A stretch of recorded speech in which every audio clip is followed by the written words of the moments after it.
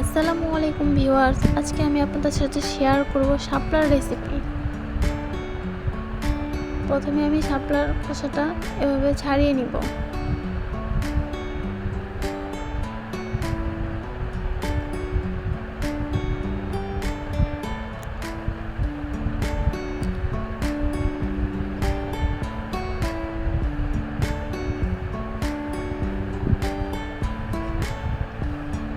শাপলার খোসাটা ছাড়ানো হয়ে গেছে। এবার আমি শাপলাগুলো ভালোভাবে ধুয়ে নেব।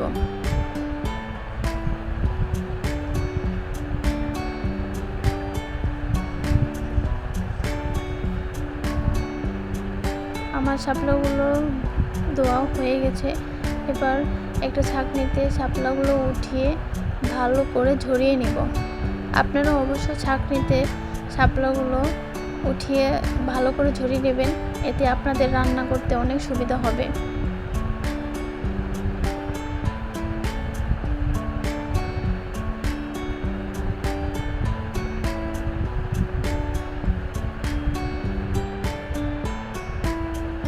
এবার আমি 2টা পেঁয়াজ আর কিছু মরিচ কেটে নিয়েছি। একটা কড়াইয়ে আমি 3 টেবিল চামচ তেল দিয়ে নিয়েছি।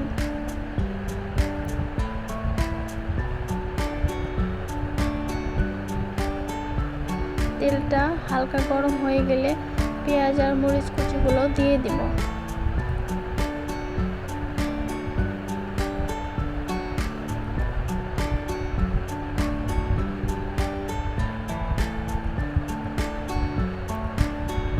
ভালো করে নেড়ে চেড়ে নিব।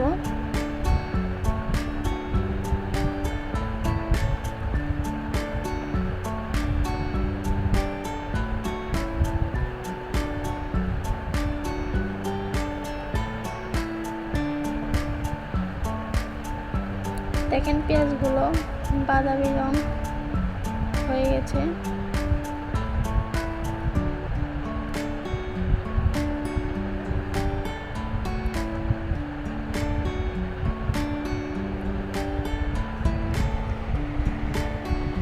এবার আমি হাফ চা চামচ আদা বাটা দিয়ে দেবো। আপনারা অবশ্যই আদাটা কম দিবেন, না হলে এর স্বাদ ভালো আসবে না।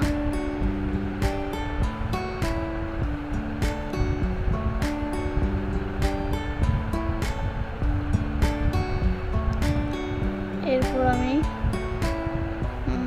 হাফ চা চামচ হলুদের গুঁড়া মরিচের গুঁড়া দিয়ে নিব।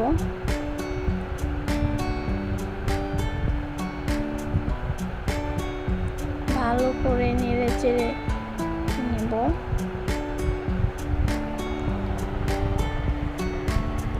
দেখতেই পাচ্ছেন এর কালারটা কত সুন্দর দেখা যাচ্ছে।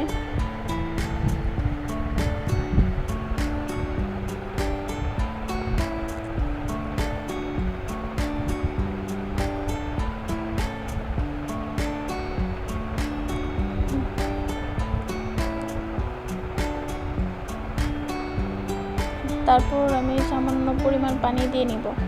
আপনারা অবশ্যই পানির পরিমাণটা কম দিবেন, না হলে শাপলা রান্না করার সময় আরও পানি ছাড়বে।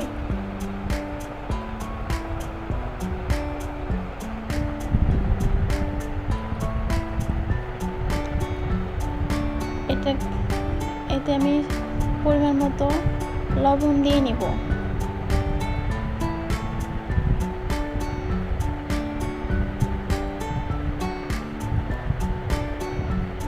ভালো করে নেড়ে চেড়ে নিব। এরপর আমি এটা ঢাকনা দিয়ে ঢেকে দিব।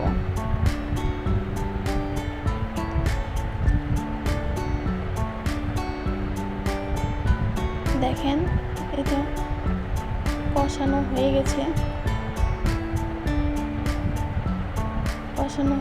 এবার আমি শাপলাগুলো দিয়ে দিব।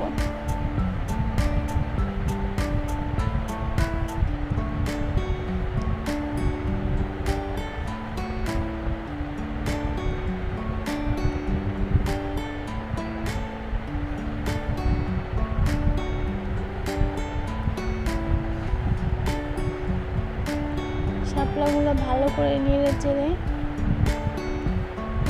আবার ঢাকনা দিয়ে ঢেকে দেব।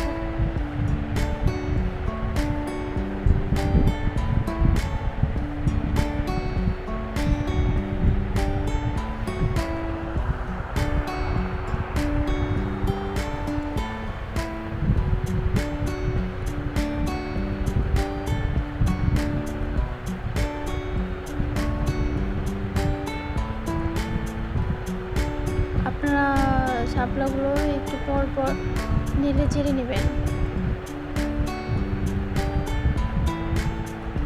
দেখেন আমার শাপলাগুলোতে পানি উঠেছে।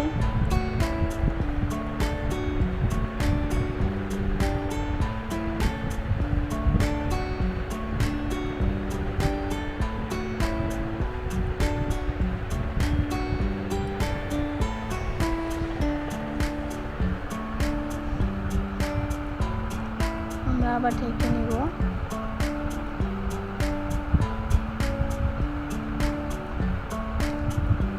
দেখেন শাপলাগুলো দেখতে অনেক সুন্দর লাগছে, কিন্তু আপনারা একটু পরপর নেড়ে চেড়ে নেবেন, না হলে শাপলাগুলো নিচে আটকে যাবে।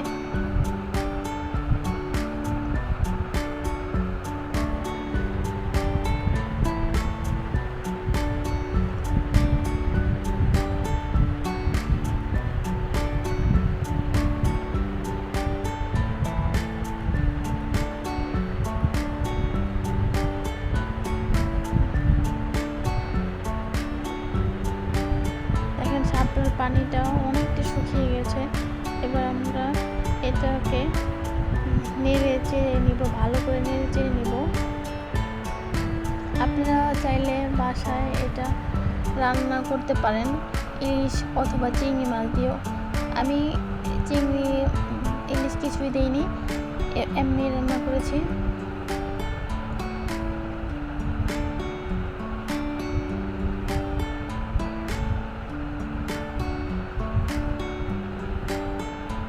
দেখেন আমার পানিটা অনেক শুকিয়ে গেছে,